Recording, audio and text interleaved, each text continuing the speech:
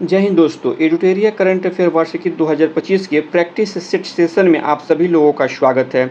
आज हम इस वीडियो में एडुटेरिया के द्वारा प्रकाशित 18 प्रैक्टिस सेट आप यहां पे देख सकते हैं। 18 प्रैक्टिस सेटों के अंतिम प्रैक्टिस सेट यानी आज का जो प्रैक्टिस सेट है यह 18वां प्रैक्टिस सेट है और इस पुस्तक का यह अंतिम प्रैक्टिस सेट है। तो इस प्रैक्टिस सेट को आज हम यहाँ पे सॉल्व करने वाले हैं और यह वीडियो जो है बेहद ही महत्वपूर्ण होने वाला है क्योंकि यह अंतिम प्रैक्टिस सेट है और इसमें आप देखिएगा कि यह आर्थिक सर्वेक्षण 2025-26 से संबंधित प्रश्न इसमें संकलित किए गए हैं। तो ये जो प्रश्न होते हैं अभी आगामी दिनों में आयोजित होने वाले एक दिवसीय प्रतियोगी परीक्षाएं जैसे कि Bihar SI, BPSC AEDO, office attendant, BSSC CGL 4 तथा यूपीएसआई के लिए अति महत्वपूर्ण हो जाते हैं। तो आप वीडियो में अंतिम तक बने रहिएगा और वीडियो पसंद आने पे प्लीज़ वीडियो को लाइक कीजिएगा, चैनल को सब्सक्राइब करना मत भूलिएगा तथा वीडियो को ज़्यादा से ज़्यादा अपने दोस्तों के बीच में शेयर कीजिएगा। तो चलिए शुरू करते हैं इस प्रैक्टिस सेट का आज का पहला प्रश्न। वित्त मंत्री निर्मला सीतारमण द्वारा किस तिथि को आर्थिक सर्वेक्षण 2024-25 संसद में पेश किया गया था? तो यह 31 जनवरी 2025 को आर्थिक जो सर्वेक्षण है 2024-25 का वो बजट संसद में पेश किया गया था। अगर बात करें बजट की तो 1 फरवरी 2025 को बजट पेश किया गया था और 31 जनवरी 2025 को निर्मला सीतारमण जी के द्वारा आर्थिक सर्वेक्षण 2024-25 संसद में पेश किया गया था। तो विकल्प ए इस प्रश्न का सही आंसर है। अगला प्रश्न देखते हैं। वर्ष 2025 में जारी आर्थिक सर्वेक्षण 2024-25 को कितने अध्यायों में विभाजित किया गया है? तो यह कुल 13 अध्यायों में विभाजित किया गया है। 13 अध्यायों में आर्थिक सर्वेक्षण 2024-25 को विभाजित किया गया है। विकल्प डी इस प्रश्न का सही आंसर हो जाएगा। अगला प्रश्न देखते हैं। वित्त वर्ष 2025 में भारत की वास्तविक जीडीपी वृद्धि कितना रहने का अनुमान है? तो ये जीडीपी जो है 6.4% रहने का अनुमान है। वर्ष 2025 में भारत की वास्तविक जीडीपी 6.4% रहने का अनुमान है और वर्ष 2025 में अगर आईएमएफ के अनुसार जारी आंकड़ों की बात करें तो मुद्रास्फीति दर 4.4% रहने का अनुमान है। ठीक है, लेकिन यहाँ पे जो वास्तविक जीडीपी दर है वो 6.4% रहने का अनुमान है। अगला प्रश्न है। वर्ष 2024 में मुद्रास्फीति दर 5.4% से घटकर कितना हो गया है? तो यह 4.9 हो गया है। विकल्प ए इस प्रश्न का सही आंसर हो जाएगा। वर्ष 2024 में मुद्रास्फीति दर 5.4 से घटकर 4.9 हो गया है। इसके अलावा आईएमएफ के अनुसार मुद्रास्फीति दर 4.4% तथा 4.4% का अनुमान बताया गया है। ये आईएमएफ के द्वारा बताया गया है, जबकि आरबीआई ने 1.55% और मॉस्पी के द्वारा 1.69% का अनुमान बताया गया है। तो विकल्प ए जो है इस प्रश्न का सही आंसर हो जाएगा। 4.9% जो है ये मुद्रास्फीति दर घटकर हो गया है वर्ष 2024 में। अगला प्रश्न है कि आर्थिक सर्वेक्षण 2024-25 के अनुसार बीमा प्रीमियम में कितने प्रतिशत की वृद्धि दर्ज की गई है? तो बीमा प्रीमियम में 7.7% की वृद्धि दर्ज की गई है। विकल्प डी इस प्रश्न का सही आंसर हो जाएगा। 7.7% आर्थिक सर्वेक्षण 2024-25 के अनुसार 7.7% बीमा प्रीमियम में ये वृद्धि दर्ज की गई है। तो विकल्प डी इस प्रश्न का सही आंसर है। अगला प्रश्न है। आर्थिक सर्वेक्षण 2024-25 में जारी आंकड़ों के अनुसार पेंशन क्षेत्र में कितने प्रतिशत की वृद्धि दर्ज की गई है? तो पेंशन क्षेत्र में 16% की वृद्धि दर्ज की गई है। विकल्प सी इसका सही आंसर है। अगला प्रश्न है। आर्थिक सर्वेक्षण 2024-25 के अनुसार निर्यात क्षेत्र में कितने प्रतिशत की वृद्धि दर्ज की गई है? किस क्षेत्र में पूछा जा रहा है? निर्यात क्षेत्र में। तो यहाँ पे 6% इसका आंसर हो जाएगा। निर्यात क्षेत्र में 6% की वृद्धि हुई है। विकल्प सी इस प्रश्न का सही आंसर हो जाएगा। अगला प्रश्न है। आर्थिक सर्वेक्षण 2024-25 के जारी आंकड़ों के अनुसार सेवा क्षेत्र में कितने प्रतिशत की वृद्धि दर्ज की गई है? तो सेवा क्षेत्र में 11.6% की वृद्धि दर्ज की गई है। विकल्प सी इसका सही आंसर हो जाएगा। अगला प्रश्न है। सूचना एवं सेवाओं के निर्यात में भारत वर्ष 2024-25 में विश्व में कौन से स्थान पे रहा है? तो भारत इसमें दूसरे स्थान पे रहा है। विकल्प बी इस प्रश्न का सही आंसर हो जाएगा। भारत सूचना एवं सेवाओं के निर्यात में वर्ष 2024 में दूसरे स्थान पे रहा है। बात करें पहले स्थान की तो इसमें यूएसए पहले स्थान पे रहा है, भारत इसमें दूसरे स्थान पे रहा है। अगला प्रश्न देखते हैं। आर्थिक सर्वेक्षण 2024-25 के अनुसार भारत का विदेशी मुद्रा भंडार कितना बिलियन अमेरिकी डॉलर रहा है? तो ये 640.3 बिलियन अमेरिकी डॉलर रहा है। विकल्प ए जो इस प्रश्न का सही आंसर है। इसके अलावा अगर देखिएगा तो वर्तमान स्थिति में अगस्त 2025 तक आरबीआई के आंकड़ों के मुताबिक भारत का विदेशी मुद्रा भंडार 640.3 बिलियन अमेरिकी डॉलर से बढ़कर ये 694.230 बिलियन अमेरिकी डॉलर हो गया है। तो वर्ष 2024-25 के अनुसार भारत में अगर विदेशी मुद्रा भंडार की बात करें तो ये 640 मिलियन डॉलर था, बिलियन डॉलर था, जबकि वर्तमान में यानी अगस्त 2025 तक भारत के पास 694.230 बिलियन अमेरिकी डॉलर का विदेशी मुद्रा भंडार है। तो विकल्प ए जो इस प्रश्न का सही आंसर है। अगला प्रश्न है, IMF द्वारा जारी आंकड़ों के अनुसार फाइनेंशियल ईयर 2025 तक मुद्रास्फीति कितना होने का अनुमान है? तो यह 4% होने का अनुमान है। विकल्प सी जो है इस प्रश्न का सही आंसर है। अगला प्रश्न है, वित्त वर्ष 2024-25 में कितने किलोमीटर राष्ट्रीय राजमार्ग का निर्माण किया गया है? तो यह 5853 किलोमीटर राष्ट्रीय राजमार्ग का निर्माण किया गया है। 5853 किलोमीटर राष्ट्रीय राजमार्गों का निर्माण वित्त वर्ष 2024-25 में किया गया है। तो विकल्प बी जो है इस प्रश्न का सही आंसर है। अगला प्रश्न है, आर्थिक सर्वेक्षण 2024-25 के अनुसार दिसंबर 2024 तक अक्षय ऊर्जा क्षमता के सालाना आधार पर कितने प्रतिशत की वृद्धि दर्ज की गई है? तो यह वृद्धि 15.8% की दर्ज की गई है। विकल्प सी इस प्रश्न का सही आंसर हो जाएगा। 15.8% की वृद्धि आर्थिक सर्वेक्षण 2024-25 के अनुसार दिसंबर 2024 तक अक्षय ऊर्जा क्षमता में सालाना आधार पर यह वृद्धि देखी गई है। तो विकल्प सी इस प्रश्न का सही आंसर हो जाएगा। अगला प्रश्न है, आर्थिक सर्वेक्षण 2024-25 में जारी आंकड़ों के अनुसार ऑटोमोबाइल की बिक्री में कितने प्रतिशत की वृद्धि दर्ज की गई है? तो 12.5% की वृद्धि दर्ज की गई है। विकल्प बी इस प्रश्न का सही आंसर हो जाएगा। आर्थिक सर्वेक्षण 2024-25 में ऑटोमोबाइल में देखिएगा तो 12.5% की वृद्धि दर्ज की गई है। आगे बढ़ते हैं। आर्थिक सर्वेक्षण 2024-25 के अनुसार वित्त वर्ष 2024 में बेरोजगारी दर घटकर कितना प्रतिशत रह गया है? तो यह 3.2% रह गया है। विकल्प ए इस प्रश्न का सही आंसर हो जाएगा। आर्थिक सर्वेक्षण 2024-25 में 24-25 के अनुसार जो वित्त वर्ष हमारा 2024 का है, इसमें बेरोजगारी दर जो है वो घटकर 3.2% आ गया है। तो विकल्प ए इस प्रश्न का सही आंसर है। अगला प्रश्न देखते हैं। आर्थिक सर्वेक्षण 2024-25 के आंकड़ों के अनुसार कर्मचारी भविष्य निधि संगठन का निवल अंशदान 61 लाख से बढ़ाकर कितना हो गया है? तो ये 61 लाख से बढ़ाकर 131 लाख हो गया है। विकल्प बी इस प्रश्न का सही आंसर हो जाएगा। अगला प्रश्न देखते हैं। आर्थिक सर्वेक्षण 2024-25 के अनुसार वित्त वर्ष 2024 में कुल बीमा प्रीमियम 7.7% से बढ़कर कितना पहुंच गया है? तो यह 11.2 लाख करोड़ रुपए पहुंच गए हैं। विकल्प ए जो है इस प्रश्न का सही आंसर हो जाएगा। अगला प्रश्न देखते हैं। Mercer CFA institute global pension index 2024, इस टर्म को एक बार फिर से सुन लीजिए। Mercer CFA institute global pension index 2024 के अनुसार भारत का समग्र सूचकांक मान वर्ष 2023 में 45.9 से घटकर वर्ष 2024 में कितना हो गया है? तो यह मान 45.9 से घटकर 44 हो गया है। विकल्प ए जो इस प्रश्न का सही आंसर हो जाएगा। 44 इसका मान हो गया है। ठीक है, अगला प्रश्न देखते हैं। राष्ट्रीय पेंशन प्रणाली और अटल पेंशन योजना के भारत में पेंशन अभिदाताओं की संख्या में वर्ष 2023 की तुलना में कितने प्रतिशत की वृद्धि दर्ज की गई है? तो यहाँ पे आपका सही आंसर हो जाएगा विकल्प डी, इसमें 16% की वृद्धि दर्ज की गई है। अगला प्रश्न देखते हैं। केंद्र सरकार ने किस तिथि को सरकारी कर्मचारियों के लिए एकीकृत पेंशन योजना अर्थात UPS की स्वीकृति दी है? किस तारीख को यह स्वीकृति दी गई है? 24 अगस्त 2024 को यह स्वीकृति दी गई है। विकल्प बी इस प्रश्न का सही आंसर है। अगला प्रश्न है। एकीकृत पेंशन योजना के अनुसार सरकारी कर्मचारियों को सेवानिवृत्ति की तारीख से पहले 12 महीनों के औसत मूल वेतन का कितना प्रतिशत पेंशन के रूप में दिया जाएगा? तो 50% मूल वेतन के रूप में, मूल वेतन के जो मूल वेतन होगा उसका 50% जो होगा वो पेंशन के रूप में दिया जाएगा। तो विकल्प डी जो है इस प्रश्न का सही आंसर है। अगला प्रश्न है।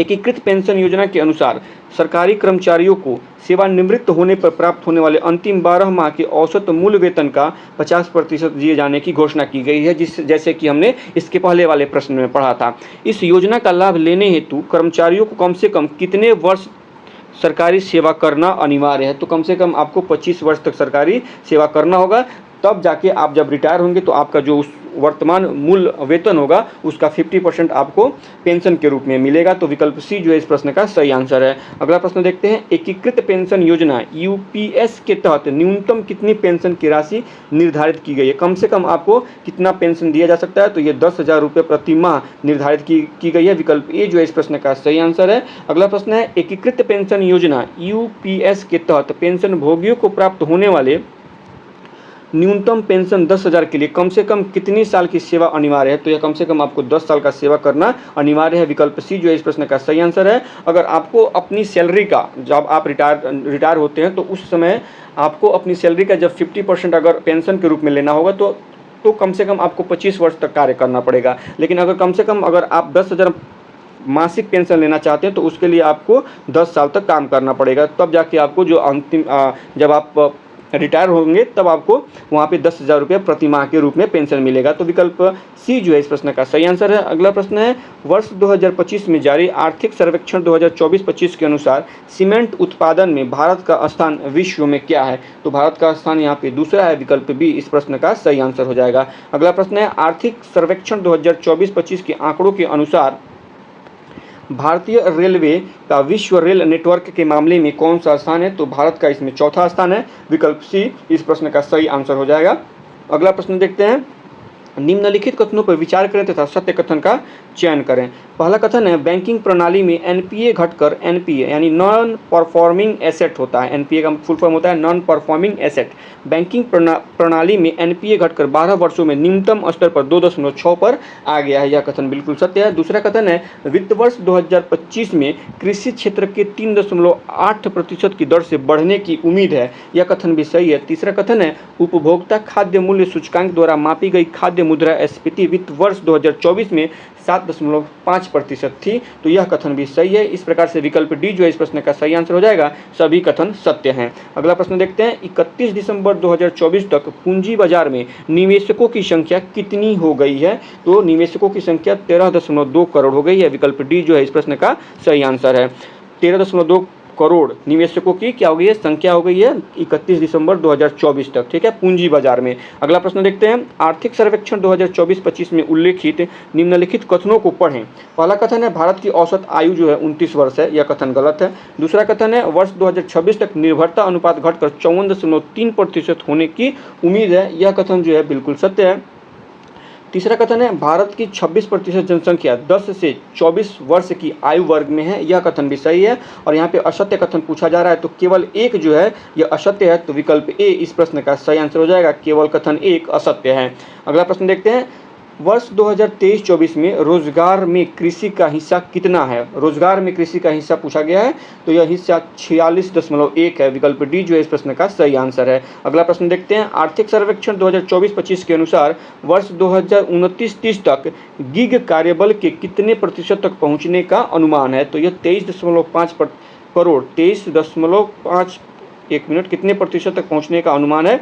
तो यहाँ पे देखिए प्रतिशत में पूछा गया है लेकिन यहाँ पे करोड़ में इसकी संख्या बताई गई है। तो 23.5 करोड़ ये पहुंचने का अनुमान है। विकल्प डी जो है इस प्रश्न का सही आंसर तो नहीं कहेंगे। अगर उस प्रतिशत को आंकड़े में बदला जाए तो 23.5% और 23.5 करोड़ होगा। तो विकल्प बी जो है इस प्रश्न का सही आंसर है।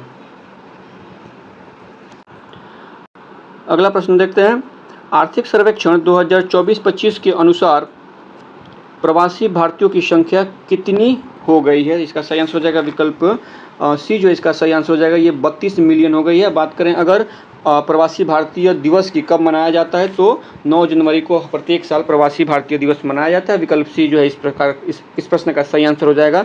अगला प्रश्न देखते हैं, आर्थिक सर्वेक्षण 2024-25 के अनुसार भारत की डिजिटल अर्थव्यवस्था के 1 ट्रिलियन अमेरिकी डॉलर को पार करने का अनुमान कब तक का है? तो यह वर्ष 2025 तक का अनुमान था। विकल्प डी जो इस प्रश्न का सही आंसर है। अगले प्रश्न की तरफ बढ़ते हैं, भारत में किस नवीकरणीय ऊर्जा क्षेत्र में सबसे अधिक रोजगार उपलब्ध है? तो सबसे अधिक जो रोजगार है वो जल विद्युत क्षेत्र में उपलब्ध है। विकल्प ए जो है इस प्रश्न का सही आंसर हो जाएगा। जल विद्युत क्षेत्र में भारत में सबसे अधिक रोजगार उपलब्ध है। किस क्षेत्र में है ये? तो नवीकरणीय ऊर्जा के लिए सबसे ज़्यादा जो रोजगार है वो जल विद्युत क्षेत्र में है। तो विकल्प ए जो है इस प्रश्न का सही आंसर हो जाएगा। अगला प्रश्न है, आर्थिक सर्वेक्षण 2024-25 के अनुसार ग्रामीण और शहरी भारत में औसत मासिक प्रति व्यक्ति आय कितनी है? ग्रामीण और शहरी भारत में, तो ग्रामीण भारत में औसत मासिक आय 4,122 रुपये है और शहरी भारत में औसत मासिक प्रति व्यक्ति की जो आय है वह 6,996 रुपये है। तो विकल्प ए इस प्रश्न का सही आंसर हो जाएगा। 4,122 रुपये ग्रामीण भारतीय प्रति व्यक्ति औसत आय है और 6,996 रुपये शहरी व्यक्ति प्रति महीना का ये जो है व्यक्तिगत व्यय है। तो विकल्प ए जो है इस प्रश्न का सही आंसर है। अगला प्रश्न देखते हैं, निम्नलिखित कथनों पर विचार करना है तथा सत्य कथन का इसमें से चयन करना है। पहला कथन है 1 जनवरी तक 36.36 करोड़ से अधिक आयुष्मान कार्ड जारी किए जा चुके हैं। तो इसमें देखना सत्य कथन का चयन करना है। तो यह कथन जो है पूर्ण रूप से सत्य है। दूसरा कथन है इनमें 49% महिलाएं हैं, यह कथन भी बिल्कुल सत्य है। तथा तीसरा कथन है उत्तराखंड सरकार द्वारा ई स्वास्थ्य धाम पोर्टल शुरू किया गया है, यह कथन भी बिल्कुल सत्य है। इस प्रकार से विकल्प डी जो इस प्रश्न का सही आंसर हो जाएगा, सभी कथन सत्य हैं। अगला प्रश्न देखते हैं, अर्थव्यवस्था सर्वेक्षण 2024-25 में वर्षा जल संचयन पर केंद्रित जल जगार अभियान का उल्लेख किया गया था, यह किस राज्य से संबंधित है? तो जल जगार अभियान जो है छत्तीसगढ़ राज्य से संबंधित है, विकल्प बी इस प्रश्न का सही आंसर है। अगला प्रश्न है भारत में स्थापित उत्पादन क्षमता का सही क्रम अवरोही क्रम में चुनना है, तो विकल्प ए जो है इस प्रश्न का सही आंसर हो जाएगा। यहाँ पे देखिएगा तो उत्पादन क्षमता जो है वर्तमान में सौर ऊर्जा का उत्पादन क्षमता ज़्यादा है, इससे थोड़ा सा कम पवन ऊर्जा है, फिर जल विद्युत ऊर्जा और सबसे कम गैस विद्युत ऊर्जा है। ठीक है, गैस से उत्पादन में जो विद्युत ऊर्जा या उत्पादन जो क्षमता है गैस की वो सबसे कम है और सबसे ज़्यादा यहाँ पे सौर ऊर्जा का है, तो विकल्प ए जो है इस प्रश्न का सही आंसर है। अगला प्रश्न देखते हैं, वित्तीय वर्ष 2024 में कृषि खाद्य निर्यात का मूल्य जिसमें प्रसंस्कृत खाद्य निर्यात भी शामिल है कितना पहुंच गया है? प्रश्न एक बार फिर से सुन लीजिएगा कि वित्तीय वर्ष 2024 में कृषि खाद्य निर्यात का मूल्य जिसमें प्रसंस्कृत खाद्य निर्यात भी शामिल है कितना पहुंच गया है? तो यह 46.44 बिलियन अमेरिकी डॉलर पहुंच गया है, विकल्प सी इस प्रश्न का सही आंसर है। अगला प्रश्न है, आर्थिक सर्वेक्षण 2024-25 के अनुसार कृषि और संबद्ध क्षेत्रों में शीर्ष 3 अग्रणी प्रदर्शन करने वाले कौन से राज्य हैं? तो इसमें आंध्र प्रदेश, मध्य प्रदेश और तमिलनाडु आगे हैं, सबसे आगे हैं, तो विकल्प डी जो इस प्रश्न का सही आंसर हो जाएगा। अगला प्रश्न है, आर्थिक सर्वेक्षण 2024-25 के अनुसार सितंबर 2024 तक भारत का विदेशी ऋण कितना है? तो भारत के पास जो विदेशी ऋण है वो 711.8 बिलियन अमेरिकी डॉलर का विदेशी ऋण है, तो विकल्प सी जो है इस प्रश्न का इस पर सही आंसर हो जाएगा। अगले प्रश्न की तरफ चलते हैं, आर्थिक सर्वेक्षण 2024-25 के अनुसार विदेशी मुद्रा भंडार के मामले में भारत का स्थान क्या है? तो भारत इसमें चौथे स्थान पर है, विकल्प बी इसका सही आंसर हो जाएगा। अगला प्रश्न देखते हैं, आर्थिक सर्वेक्षण 2024-25 के अनुसार भारत 5 ट्रिलियन अमेरिकी डॉलर की अर्थव्यवस्था कब तक बन जाएगा? तो भारत वर्ष 2027-28 तक 5 ट्रिलियन अमेरिकी डॉलर की अर्थव्यवस्था बन जाएगा, विकल्प बी इसका सही आंसर है। अगला प्रश्न है, निम्नलिखित में से कौन सा सही सुमेलित है? ठीक है, इसका मिलान कर रहे हैं तो आप यहाँ पे देखिएगा तो सीमेंट का उत्पादक विश्व में भारत का स्थान क्या है? सीमेंट उत्पादक में तो दूसरे स्थान पे है भारत, ये मिलान सही है। दूसरा मिलान है कपड़ा एवं परिधान निर्यातक में विश्व में भारत का स्थान कौन सा है? छठा स्थान है, ये मिलान भी जो है वो सही है, मैचिंग सही है। इसके बाद दवा उद्योग में विश्व में भारत का क्या स्थान है? तो इसमें भारत का तीसरा स्थान है, तो विकल्प आप अगर जाते हैं तो विकल्प ए के साथ हम जा सकते हैं, विकल्प ए जो इस प्रश्न का सही आंसर है। सीमेंट उत्पादक में भारत का स्थान पूरे विश्व में दूसरा है, कपड़ा एवं परिधान निर्यातक में भारत का स्थान पूरे विश्व में छठवां स्थान है और दवा उद्योग में भारत का स्थान पूरे विश्व में तीसरा स्थान पे है भारत, तो विकल्प ए जो इस प्रश्न का सही आंसर है। अगला प्रश्न है कि 26 नवंबर 2024 तक एमएसएमई कितने व्यक्तियों को रोजगार दे रहा है? तो यह 23.24 करोड़ व्यक्तियों को रोजगार दे रहा है, विकल्प डी इस प्रश्न का सही आंसर हो जाएगा। अगला प्रश्न है, सही कथन का इसमें से चयन करना है। पहला कथन है कि प्राथमिक स्तर पर स्कूल छोड़ने वालों की संख्या कितनी है? 1.9, ये कथन बिल्कुल सही है। दूसरा कथन है उच्च प्राथमिक स्तर पर स्कूल छोड़ने वालों की संख्या 5.2% है, यह कथन भी सही है। तीसरा कथन है माध्यमिक स्तर पर स्कूल छोड़ने वालों की संख्या 14.1% है, यह कथन भी सही है। इस प्रकार से विकल्प सी जो इस प्रश्न का सही आंसर हो जाएगा, सभी कथन सत्य हैं। अगला प्रश्न देखते हैं, आर्थिक सर्वेक्षण 2024-25 के अनुसार 9 जनवरी 2025 तक प्रधानमंत्री ग्राम सड़क योजना के अंतर्गत कितने किलोमीटर लंबी सड़कें पूरी हो चुकी है? तो ये 7,70,929 किलोमीटर, 7,70,929 किलोमीटर की जो सड़कें हैं वो पूरी हो चुकी हैं, विकल्प ए जो है इस प्रश्न का सही आंसर हो जाएगा। अगले प्रश्न की तरफ बढ़ते हैं, भूजल संसाधनों के प्रबंधन और विनियमन के लिए केंद्रीय भूजल प्राधिकरण द्वारा कौन सा पोर्टल लॉन्च किया गया है? उस पोर्टल का नाम है भूनीर, विकल्प बी जो इस प्रश्न का सही आंसर है। भूनीर जो है ये भूजल संसाधनों के प्रबंधन और विनियमन के लिए लॉन्च किया गया है, तो विकल्प बी इस प्रश्न का सही आंसर हो जाएगा। अगला प्रश्न देखते हैं, आर्थिक सर्वेक्षण 2024-25 के अनुसार 31 अक्टूबर 2024 तक कुल दूरसंचार घनत्व कितना है? तो यह 84%। कुल दूरसंचार घनत्व 84% है। विकल्प डी इस प्रश्न का सही आंसर है। अगला प्रश्न है कि आर्थिक सर्वेक्षण 2024-25 के अनुसार भारत में कुल कितने क्रियाशील जल मार्ग हैं? तो भारत में कुल 26 क्रियाशील जल मार्ग हैं। विकल्प ए जो इस प्रश्न का सही आंसर है। तो इस प्रकार से इस प्रैक्टिस सेट का यह अंतिम प्रश्न था और यह प्रैक्टिस सेट यहाँ पे समाप्त होता है। वीडियो अगर आप लोगों को पसंद आई हो तो प्लीज़ वीडियो को लाइक करें, चैनल को सब्सक्राइब करना ना भूलें तथा वीडियो को ज़्यादा से ज़्यादा अपने दोस्तों के बीच में शेयर करें। आज के वीडियो को यहीं पे समाप्त करते हैं, फिर मिलते हैं किसी दूसरे वीडियो में। तब तक के लिए धन्यवाद।